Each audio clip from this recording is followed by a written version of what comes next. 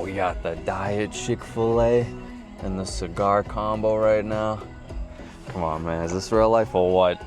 I only smoked a cigar once with Roman, and we vibed with it. It just did these giant ones. How do we get this out of here? Yeah, you'll be there for a while with these full-size ones. I wanted to get some mini ones, but maybe next time.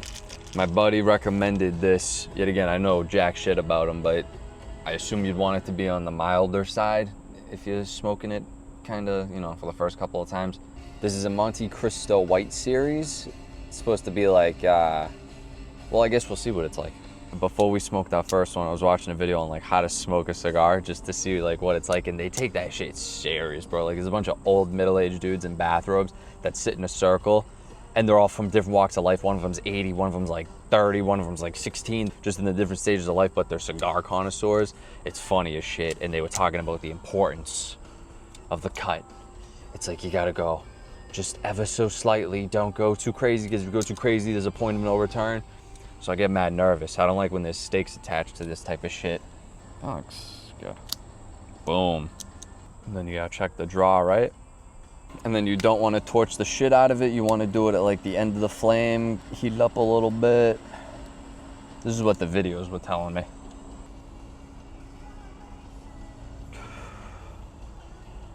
Yeah, I'm getting the hype around these slowly but surely. This is only my second one ever, but no, I could see it. I dig it. It's just like something you chill with and you just puff on. I get it.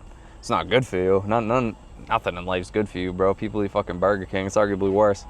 Yeah, bro. And then when we get all mixed up in all this shit, I fucking literally just bought these the other day, and then someone stole it at the end of the session. I don't even know who fucking took it. These things are nice though, even though they're plastic, but that's besides the point. Yo, look at this paddle.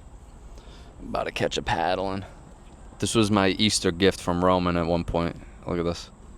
It's got the fucking nice leather. I always wanted this color leather for my car. That thing's sick. Because there's this dude on YouTube who has the SRT Cherokee or some shit like that. And his interior is this color, and it's so nice.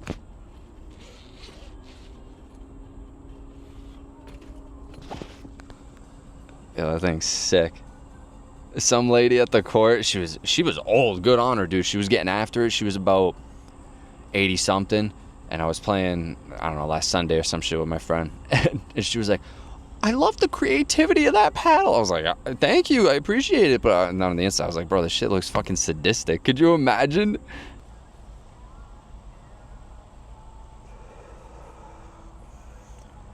No, I like it. Tastes pretty similar to the one I had my first time. I don't remember what kind that was. It's not bad. I like it. I watched Grease the other day.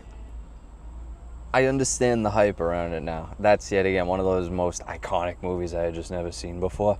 But I had known like the general image of what what's his face, John Travolta was supposed to play, the greaser kid. But I had zero expectation of what it was gonna be, and it was unbelievable. And I had no idea that last song was from fucking Grease. Yeah, this one. John Travolta's singing actually really surprised me, but the set pieces for the movie, the choreography, it sucks that I'm going through all these classic movies now, because then I'm gonna be fucking so upset when I have none left to do. Just the vibes of that movie, specifically just one I'm thinking of is when they go to the drive-in. Just any movie that can kind of create and have that atmosphere, for me, something about it, it just creates such a sick vibe.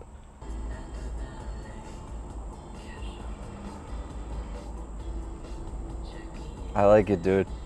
I like it. It's growing on me. I think so far my relationship with it is once in a blue moon. Some people smoke these daily. I can't do that shit, at least yet, and I don't want to. And I don't understand what there's people who spend obscene money. Same thing with wine, but I mean, I guess if you're that rich and money actually really doesn't mean anything to you, you can spend obscene money on one of these that's just gonna be gone forever. Same with wine. It's crazy to me. Like, this is fine. What possible difference is there gonna be from $1,000 one compared to a $15 one? I'll never know. The Tootsie Pop shit, the world may never know. I think we did get to the bottom of that actually, but the dude burnt his tongue trying to get to the layer of the Tootsie Pop. so that wasn't cool. But dude, I worked at Target for like a day. I don't even think I made it past the day. There was the training. They take that, oh my God, at least back then they took that shit so serious. I remember going in this like weird ass looking interrogation room for the just like the training and shit. They just take it way too serious. I was moving fucking boxes in the back.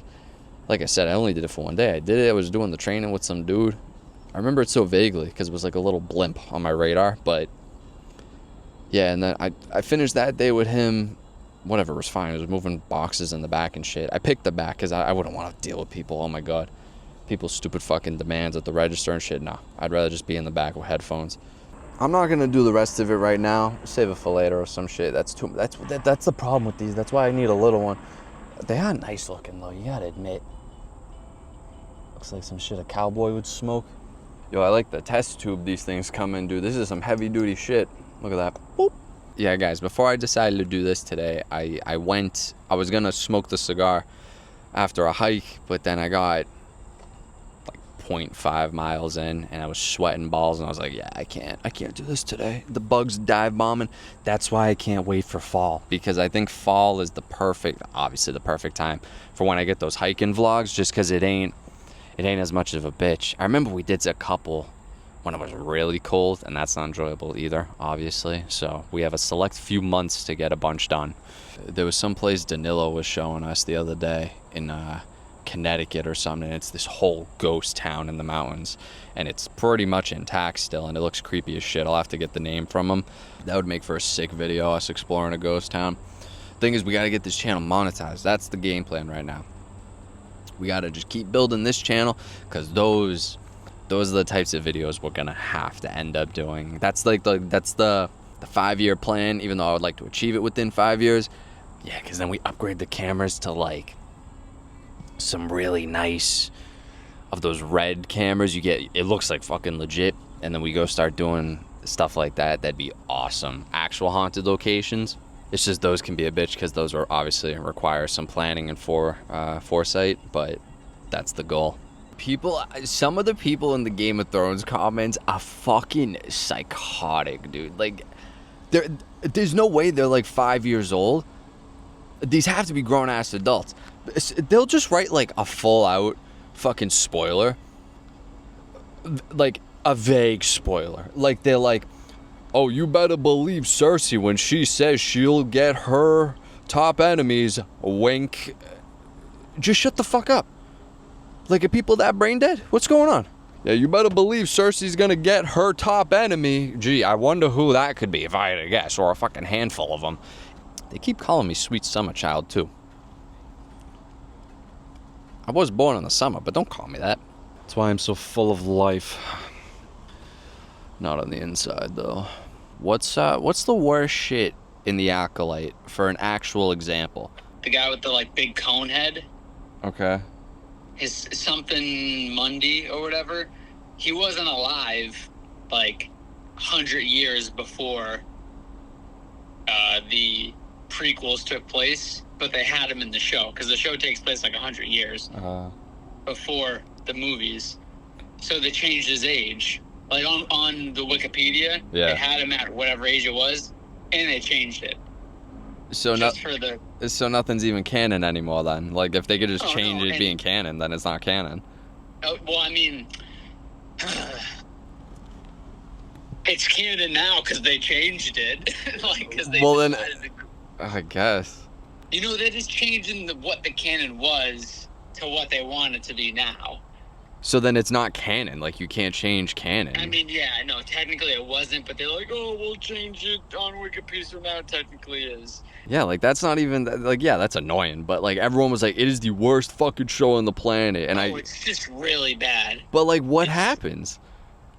You know, the acting's horrible. The writing's horrible. It just made no sense. Like, they just threw things in there to be like, hey, guys, look at this, because it's just so bad. You know what I mean? Yeah. It's like, hey, this is a cool thing, but, like, this, you know, don't focus on how bad the show is, but, hey, we added this really cool person that doesn't really have anything to do with it, or it's just so bad, man. Yeah. I would tell you to watch it to understand it, but, like, that's such a waste of time. Bro, he gets so fired up about Star Wars. I did too for a while, but then I was like, I just gave up. They fucking butchered it, just like they did the MCU. They're trying to bring it back now, obviously with that RDJ as what's his face, Dr. Doom, and Fantastic Four looks pretty decent. Like they have some projects dripping out now that, like, you know, obviously piquing my interest, but yeah, that's their Hail Mary, and they know it.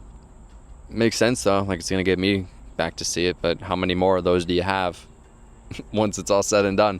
There used to be this show called Hardcore Pawn. Yeah, you heard me right, like Pawn Stars, but it was literally called Hardcore Pawn, and it took place in some bad spot like Detroit, I don't know, in Detroit or some crazy shit like that. It was literally just Pawn Stars, but in that location, so you could only imagine the mayhem that would constantly go on in that show. I showed a clip of it on my stream, and everyone was just in fucking disbelief. The fact that that was even a real show. And I remember this kid in middle school asked one of the teachers, he was like, "Miss, do you watch Hardcore Pawn?" And she was like, "What did you say?" Why did she fucking start flipping out? He's like, "It's just a joke." And it was just a joke, lady. Like, relax.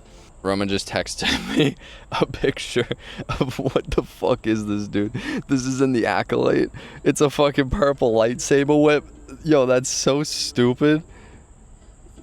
Why do they gotta fuck with lightsabers? Like, there's one side and then double side. Now they're doing all this crazy shit. I'm sure there's someone, Mike, fucking lightsaber whips were canon in the beginning. All right, cool, good for you. But we've never seen them till now. So why are they doing it now? That's kind of... Bro, I watched Beetlejuice today, too. That was another one. I knew Michael Keaton played some sort of wacky character, obviously named Beetlejuice, but I had no expectation of what the movie actually was. And I'm usually not too crazy on Tim Burton movies, but that one was pretty solid. I was very surprised with the chemistry among the actors. It was a little weird to me how Winona Ryder's character, the teenage girl, how she just kind of like instantly bonded with the couple Ghost. That was just a little odd to me, but the synergy between the fucking actors I thought was actually there, and that can make or break a movie. The set pieces were crazy, and the dude with the small head and those eyes that just turns like that is... I've seen that picture before somewhere in the depths of the internet, but that is something about that specific type of comedy actually makes me laugh. I think it's fucking hysterical. Because it's kind of reminiscent to me of something of like the timing and the way it moves. It's something you'd see in the Muppets. I love that shit. The practical effects, I always appreciate a good practical effect. In the beginning, I remember she goes like this. I don't even know if she does that. She does something with her fingers and they light on fire like candles, and it looked legit. When the couple's in the office and they're both morphing their faces, she's like, show me what you're gonna do to scare them, and they morph their faces, but the girlfriend is like this weird beak thing that opens, and then there's the tongue and the two eyeballs on it. That's kind of freaky looking. Michael Keaton's performance I thought was solid. I'm usually, like, Michael Keaton's an okay actor to me, and after we watched Batman too, knowing how everyone obviously from that generation is like, that's our Batman, but this performance was solid. It was solid. I didn't really like how abruptly he kind of died just by the sandworm, but I think they semi-recently released a Beetlejuice 2.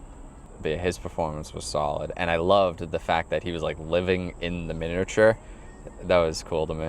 And the detail of when they're going to dig him up and they're in the miniature, so what they're digging through is the layers of the cardboard and all that other type of construction paper shit. I thought that was sick. Alright guys, I'm gonna start heading back though. Appreciate you watching. If you've been liking any of the content lately, hit that like, comment, all that shit. It helps the video out a ton. And if you want to support the channel, because this ain't gonna be monetized for a fat minute, you could do that by supporting the Patreon. Got all exclusive videos and all the benefits from the main channel. If you don't know about the main channel, it's gonna be linked in the description. Yo, I appreciate you guys for real. I'll see you in the next one.